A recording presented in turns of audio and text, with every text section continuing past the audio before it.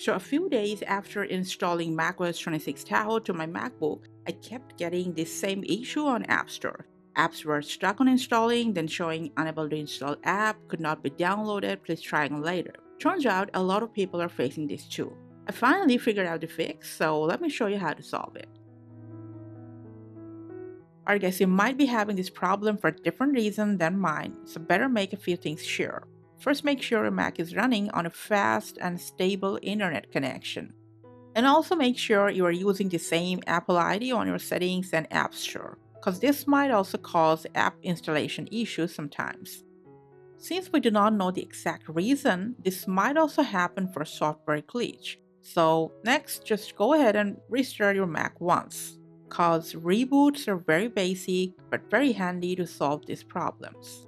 Now, after restart, if you're still unable to install apps on your App Store, lastly, from settings, just for once, go ahead and check if there is any new Tahoe version is available. If it is, just go ahead and install it to your MacBook, because new updates always comes with bug fixes. This process single-handedly solved this rare problem for me.